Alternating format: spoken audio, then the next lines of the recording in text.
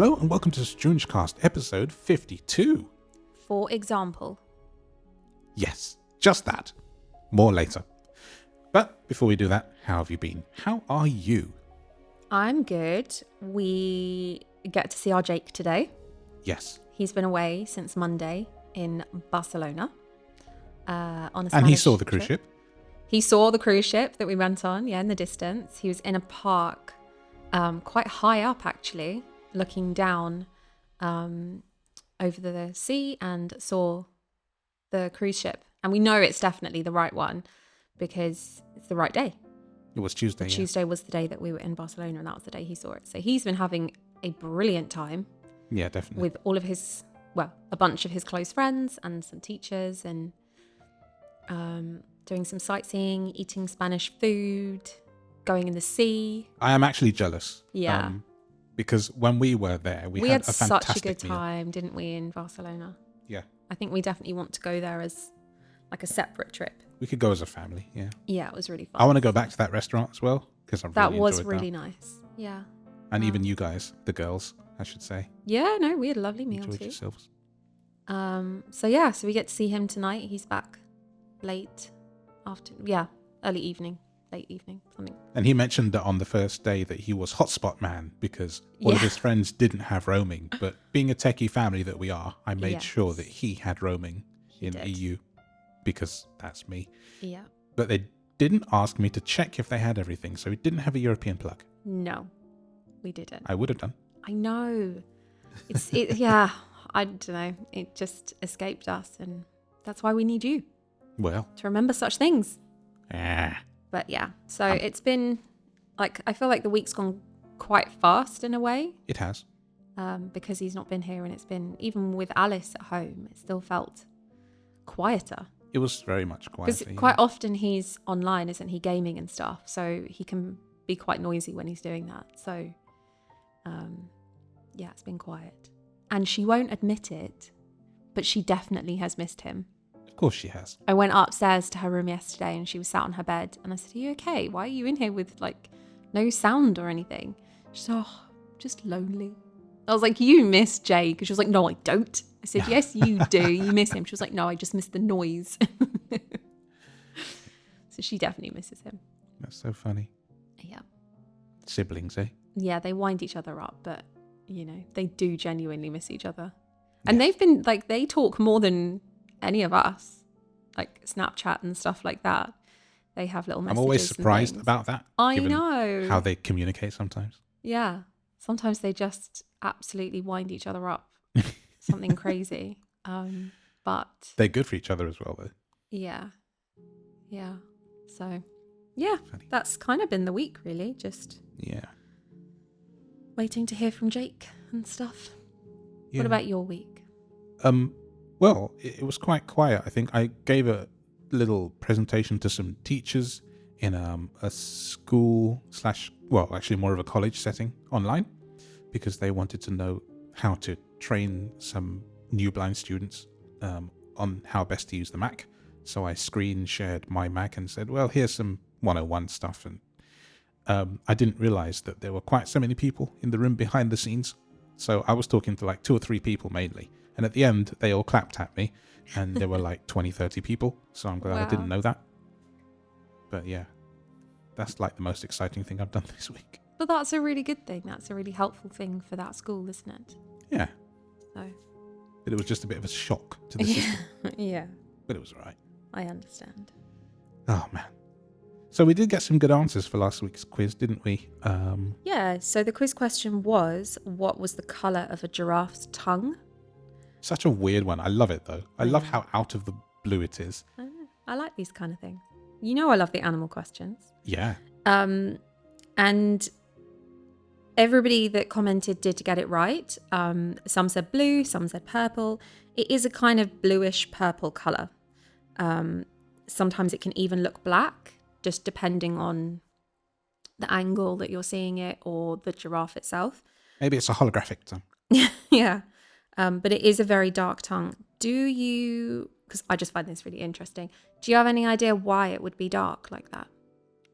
No, I guess it's the juices in whatever they eat or something. I don't know. Well, they eat a lot of vegetation, but it's actually the melanin, Right. which protects their tongue from sunburn. Because obviously they're quite high up. They're, Yeah. their tongues are really long. They come out to get all the leaves and things, and it protects their tongue. I thought that was really cool. So, Imagine French kissing a giraffe. My God. funnily enough, I've never thought of that. Well, now you can't unthink it. No, I can't. Have a nice day. Thanks for that. Tara got that right. She said some say dark blue, some say purple. You are correct. Shout out, Tara. Yeah. And also Tingo Cardona said purple, and Benjamin Eldridge said blue. So you're all right. It's all those kind of colours. Wow, cool. Yeah. So this question is probably not going to make sense to most, if not everybody that is listening. It wouldn't have made sense to me. It wouldn't have made sense. And I found it. So you might need to go and do a little bit of research and see if you can figure this one out. How long is a smoot? Spelled? SMOOT. Smoot. Yes. How long is a smoot? And I'm sure Google or whatever you use, but did you mean smooth? Yeah, No. probably. Not in this case. But yeah, I'll be really interested to see if anybody can find the answer to that one. I saw that come up in a video and I had to send it to you immediately. Yeah, for a and we quiz thought this question, would be a really 'cause good it's so random. one. So get your Googling on. And I know, for example, that Ashlyn likes to answer the questions sometimes. I can't remember if she answered last week's one because she doesn't leave a comment on the YouTube. No, she sends it to me on WhatsApp. Oh, I see. But So I wouldn't have seen it. Okay. I'll be interested to know if she finds the answer to this one. Yeah. All right. Let's see. So, for example, Yes. good parenting and bad parenting, rude parenting and That not is what we're rude talking parenting. about. Yes. Yeah. And sort of setting examples for our children. And also living by example. Mm-hmm. Yeah. So we sort of came to the conclusion of talking about this today because this week I've been taking quite a few buses, as I normally do. It's Kirsten's bus trip. And this particular bus I was on a few days ago, he was driving quite fast down the road, I think. And I didn't exactly see what happened, but he pulled into the bus stop and there was a mum with her teenage son going to school. And she was obviously putting him on the bus. But she was really angry at the bus driver for whatever he had done. I don't know if it was about his speed or I'm not quite sure what it was, but she was shouting at him whilst everybody was getting on. And I couldn't hear what she was saying, but she was very angry and calling him. I could see she was swearing. And the son got on, whatever, the bus pulled away and she continued to shout abuse at him and stick her middle finger up all the way up the road, even as the bus turned the corner. So the bus driver wouldn't have been able to see her. She was still shouting and putting her middle finger up. And the next day I saw her again. Now she didn't shout at this bus driver, but she did have that very angry presence about her. And I just sort of felt a bit sorry for the son because he looked like quite a calm, Chilled. yeah, chilled in comparison to the mum. And I just thought he just looked embarrassed by her. She was angry because that bus driver wasn't letting any more passengers on because, in case you don't know, we've had tube strikes, train strikes all week, and the buses have just been absolutely overwhelmed, rammed. They should have put more buses on the road. They should have. They would have made more money. So she was annoyed that she hadn't been able to get her son on this bus. And so she was muttering under her breath and stuff. And he just looked, kind of a bit, ugh. Probably used There to she it. goes again. And so we were talking about it, weren't we? The swearing and putting her middle finger up and stuff like that and saying like that was in front of her child as well. Yeah. And what an example that was to set for him. Which got us thinking about the example we set for our children. Mm-hmm. So yeah. Which I'd like to think is fairly good. Well, I think so. I mean, we've talked about it in a previous episode about how we don't really swear. just Certainly in not general. in public. Never in public. But also, like, since we had the kids when they were babies and toddlers and all of that, we never ever swore in front of them. No. And I think, well, what do you think? What other things do you think we've done as parents to set an example for them? Trying not to argue in front of them is a good one, because whatever grievances you have with each other don't need to be taken out on your children and for them to see that as well. Mm-hmm. I don't believe in that. I saw enough of that growing up, and I don't need to see or have my kids see it growing up. I will not. Yeah, I do think, though, that there is a fine line between... Yeah, you don't want to coddle them. The arguments, and also them learning and understanding that you have to sometimes have disagreements, conflict, whatever it might be, and that you can work through it and get through that. Of course. So I don't think we ever really did when they were little, but as they've got a bit older, we might have had like an annoyance between each other. Yeah. And called each other out on it. But we would never have we don't really have screaming matches or anything like that, but we would never have a full-blown argument about something in front of them. No.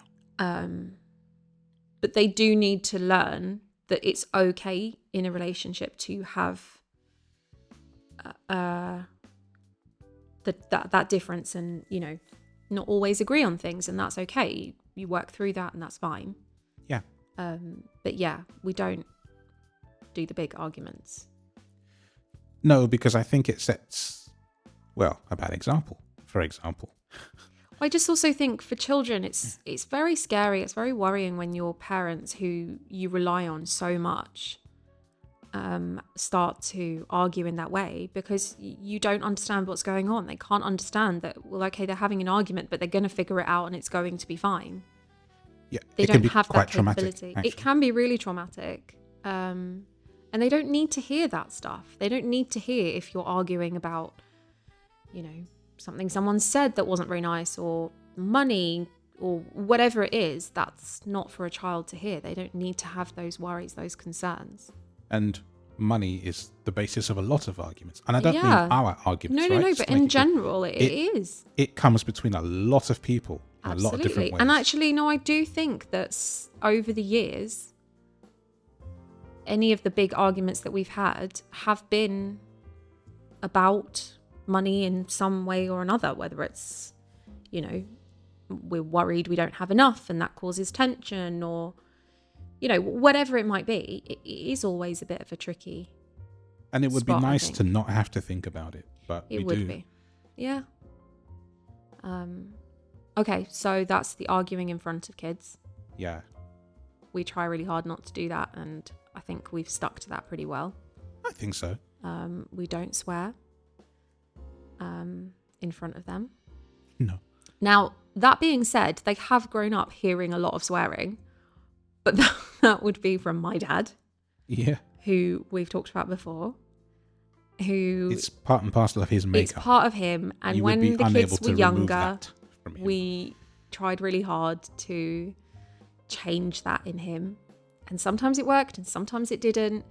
And actually now they've just grown up, it's just like, oh, that's just grandpa, you know. It is what it is. So yeah, we don't really sort of bother about that now. No. So what else? Drinking? Oh, well, like, I'm not even that bothered about that, because we don't drink to excess. No, we don't at all. Like, when we were on the cruise ship, I had a glass of wine most nights. And that is the most I would have had in 2 months. Or 1 month, in fact. So in 1 week, I had more than my usual intake. And that sounds like a massive lot when you say it like that. But context is key. Yeah, you were on holiday. I would have You very, very rarely drink. We don't really ever buy alcohol at home because I don't drink. No. So the only times you ever drink is when you go out for a meal. That's it. Which is very rare. Or at a family occasion. Oh yeah, Christmas. You know, Easter, Christmas or Easter or whatever that might be. That's kind of a lot, isn't it, really? Yeah, there isn't really any other occasion. Like when I took Jake to the gig in April, they offered, do you want to have one free alcoholic drink at the gig? And it's like, no, I'll have orange juice, just so that I wasn't drinking in front of him. And he wouldn't have cared, whatever. But I just thought I didn't need to do that at that time. Yeah. And I think we are quite we're quite open with them about drinking. We don't need to go into specifics, but we do have some family members that do drink quite a bit. And so it's always been an open conversation and topic. Yeah. I feel like we've had. Absolutely. We're not super strict in the whole kind of you will never touch alcohol until you're 18, or, Jake has had the odd taste of a few things, which actually he thinks is disgusting. And even Alice, there's been the occasion where I've said to her, do you want to taste this? Because the only thing I ever drink is a glass of Prosecco at Christmas. Do you want to taste it? And she's like, oh, no. The thing is, though, if you tell children not to do a thing, they're going to want to do that more. Absolutely. Which is why I have always said to them, look, I know you're probably going to do this, and that's fine, but you need to know how to do it safely. If you're going to drink under 18, over 18, whatever it might be, but I think under 18, you need to be even more careful. But, that's your choice. I can't stop you from doing that, but be safe and tell us. They don't have to hide it. They can say. That does not mean advocating for it. That just means be safe about it. No, and that's a different thing. Yeah, and we've talked about, I don't know whether you've had conversations on your own with them. You might not have needed to, but I have had many conversations with them. And this is not sit down and tell them. No. It's just in general, these things come up, and we've talked about dangerous situations, the drinking, what can happen. And I feel like they're quite clued up on that. Savvy, yeah. Yeah, they know what drinking can do to you. And they're not really in any rush to be part of that. Thank goodness. Yeah. It's, what is it? Like a common British trait, if you will, that the young British teenagers and everything, all they do is drink. It's like a stereotype, isn't it? Yeah, although people are saying now that Gen Z are becoming much, much more health conscious. That they're watching what they drink, they're watching what they eat, they're much more aware of what's going into their bodies. So I wonder if that is a trend that is changing. That's interesting. I had not known that. Yeah, I've heard quite a lot about that recently. I used to think that our audience was just all us old people, but it's really not. I know that there are teenagers, there are 20-somethings that listen to us. I'd love to hear your thoughts on this whole topic. Do you like to drink? Do you drink? You'll have friends that probably do, but what are your thoughts about that? What are your thoughts on being healthy, eating well, exercise, the usual stuff? Yeah. It sparks debate. Yeah. Very curious to know about that. Yeah, definitely. So anything else that you can think of that we do? I think we should return to the lady in the bus, because she sets a bad example. Yeah. And if he sees that as normal, he may do the same when he is older. Yeah. Now, we don't know him. We don't know what he's like. But from what you've said and just looking at him, he probably won't, based on how embarrassed he looked. But the possibility is that somebody could. Yeah. I think it comes down to manners. This is a big thing. Yeah.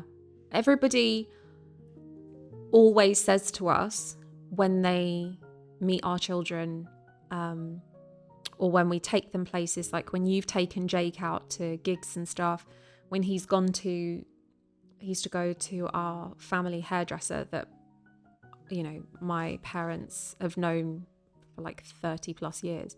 And everyone has always said how polite our children are. They communicate, they talk properly, they're not that kind of typical sullen teenager that people think of. No. They're helpful, they're engaging in conversations and things. And I think that is partly because when we've been out in social situations, we've always tried to sort of encourage that being polite, having manners. Yeah. You know, you don't need to be aggressive in how you speak to get what you want or to put your point across. No. You know, we're not like that. So I think they see that from us. Like, we are quite quiet people, I guess. Well, is that the wrong? Peaceful people. Peaceful, maybe. I'm certainly not quiet. But we're not. Well, I am more. But it's not that you're a loud person in that No. you walk into a room and everyone hears you, or I'm you know, just not have aggressive. that booming voice or whatever it might be. Yeah. I think peaceful is a better word. It's that kind of thing, I think, you know. Yeah, definitely.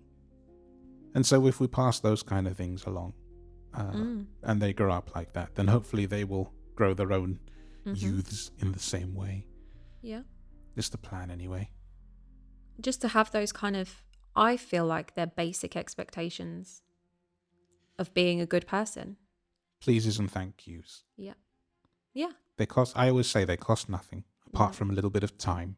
Yeah. And if you don't have time to even say that, then I don't really have time to communicate with you, to be honest. Yeah.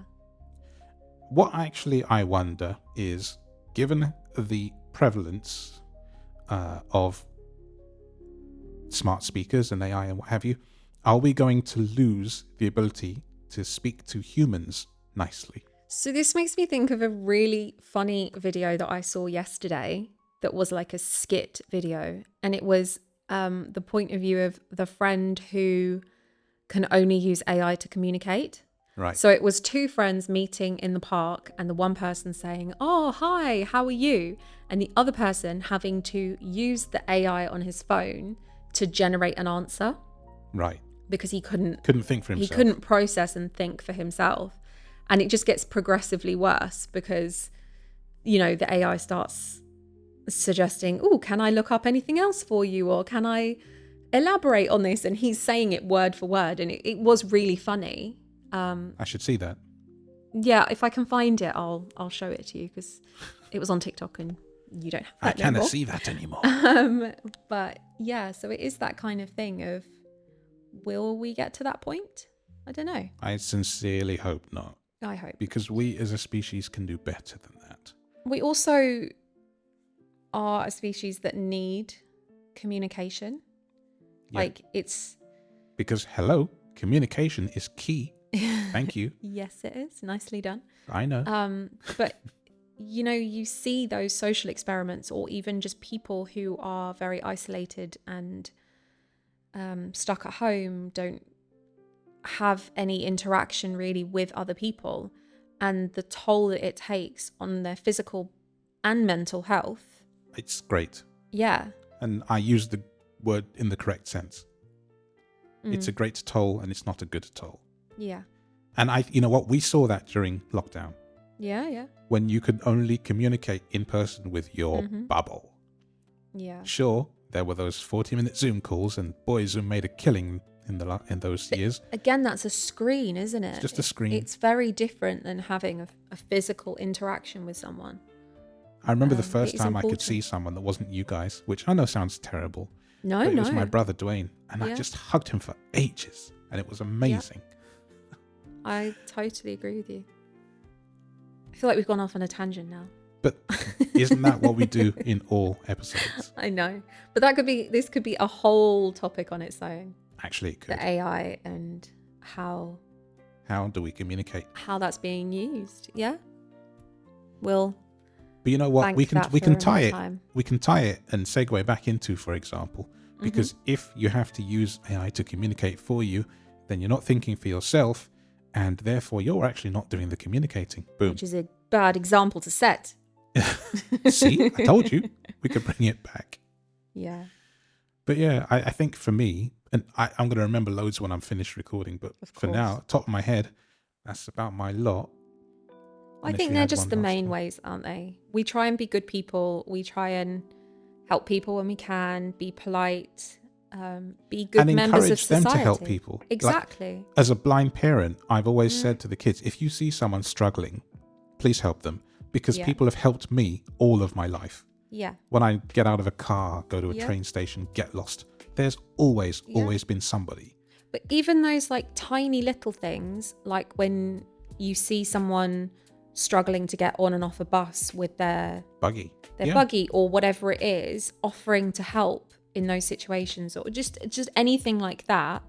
I've never specifically said to the kids, oh, you should do this, but I hope that by seeing me do things like that they realize that's how we should behave, that's what we should do. You did remind me of this, actually. My mum saw a lady struggling with a big buggy and shopping, and she said, stand right here, don't move. And she disappeared very quickly. And then she came back and said, I just helped a lady get onto the bus with her big bags and because shopping. no one else was because helping. no one else was doing it. Yeah. And so she explained to me why she went away and where she was going. And that just stuck with me. I was like, she sees that and she's got her own, well, I didn't know that at the time, I was 6 or 7, problems to deal with. But looking back, she always did that kind of thing. Yeah. Always. And that's the example that she set for you, to be helpful when you can. Absolutely. Give up your seat on the bus or train if you are able as well. Absolutely. That kind of thing. Yeah. For example. It's the karma. Yeah, I mean, and that's something, whether you're religious or not, spiritual certainly, karma will get you. Yeah. I do believe that. Yeah, because even when you're not necessarily talking about physical things that you've done, when you put out negative energy, that is what you get back, because that's how you're perceiving everything. Whereas when you have a much more positive outlook, everything that's coming, even if something bad happens, you can say, okay, well, that happened, but you know, maybe that person was rude to me because they're having a bad day. Or, you know, maybe, I don't know, I fell over then because I was meant to fall over then and not down the road where I would have hurt myself a lot more. I don't know. I think sometimes just trying to have that more positive look on things just allows you to let the positive in. That's it. And you know, my dad would call the lady on the bus, as a musician himself, you'd say she had off-key energy. And I totally like that. And for years, that's how I thought about it. And for 2 days in a row, she had off-key energy. Very much. Didn't need to. She did. Whatever her problem was, did not need to be put out into the world. No, I totally agree with you. The first time he said that, I was like, what do you mean? And he explained it. I got it. I was like, I was very young. No, I really like that. I think that energy. makes a lot of sense. There are quite often people around that have off-key energy. See? That is definitely one that is going to stick with me. Stick with you, yeah. Feel free to take that. I mean, this is slightly different, but I've been sort of trying to work on Alice at the moment. She's gone back to school and she's just finding it a little bit challenging. You know, she's got a lot of new teachers. It's settling back into the routine. And, you know, she does also suffer with anxiety like I do. Not the same level, but it is there. And also she's a almost teenager. So there's hormones and everything. There's only weeks to go. My gosh, what's happening? I know. And I've been trying to, I guess, set an example with her of trying to be more positive. So we keep talking about, I call her my positive penguin. I love that. Because we started off with positive potato, but she didn't like that. So we went through all the P's and we've ended up with positive penguin. And it was just her telling me at the end of the day all the things that she didn't like and us trying to turn them around. So the other day she said in the morning she didn't like how her hair had turned out. It was frizzy. And she didn't like her face because her makeup or her cream hadn't sat properly. So we started with that and I said, okay, let's have a backup hairstyle. So when you try that hairstyle and it doesn't work out, you've got something else that you can do that you're going to feel better and more confident with. Today, that exact thing happened. We spent ages. I even helped her with this hairstyle, but she just wasn't feeling it. And I could tell.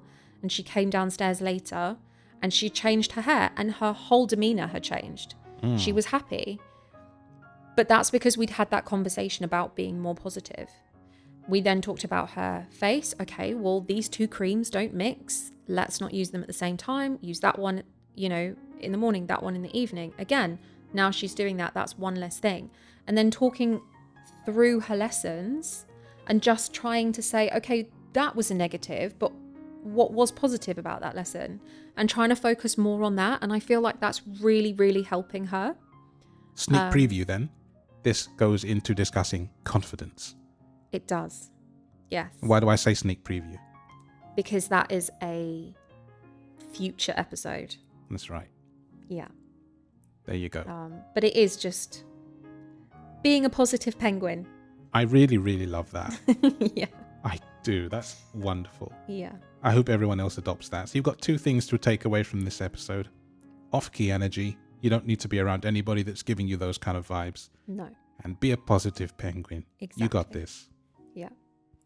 All right. I love that. What a wonderful way to end. Well, nearly end. Give us a story. Yeah. All right. So I'm going for another animal one because we know I love the animals. This is about a blind pigeon called Kevin. Well, that's fitting, isn't it? Yeah. Does he have a cane? Or a guide? I would love what would that. it be like? A guide sparrow? Guide sparrow. So this was earlier this month that police in Texas reunited a man with his blind pigeon after the pet bird hitched a ride in the bed of a pickup truck at the owner's business. So this guy, Luis Valdez, owns an auto service, and the pet pigeon Kevin, who is well known to the customers, had somehow managed to make his way into the truck of a customer. What? And because he's blind and he's unable to fly, he wasn't able to come back. No. So the guy, Valdez, adopted him after finding the featherless bird when he'd been kicked out of the mother's nest. So he was obviously a very small. Yeah, maybe because he was blind. You know, it's all survival of the fittest. Honestly, even pigeons discriminate. Yeah. So they realized that there was, one particular van that had just left, and they went and checked it out. The owner of the truck allowed them to have a look, and police found Kevin safely in the bed of the truck. That's so cool. Yeah. And so he was returned back home, and I think he's a bit of a star in the shop. Everybody goes to see Kevin the blind pigeon. So yeah. If you're in Texas, send us a picture. Yeah, go see Kevin.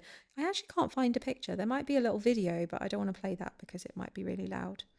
No, but if you're in the area, maybe you can go in and send us a little souvenir. Yeah, please do. That would be really cool. Yeah. I think it's in Irving. Oh, okay. If that's how you say it. Yeah.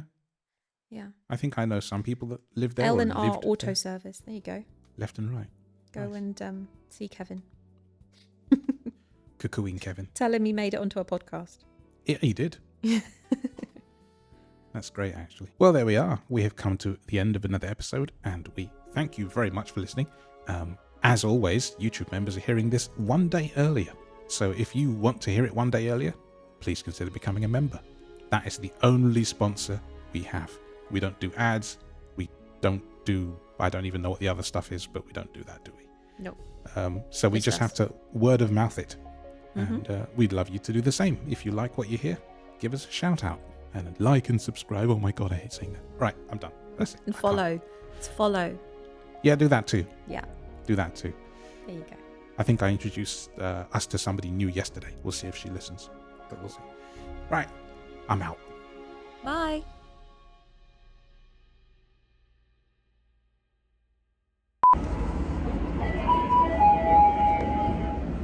Próxima estació, Ciutadella, Vila Olímpica. Enllaç amb tram.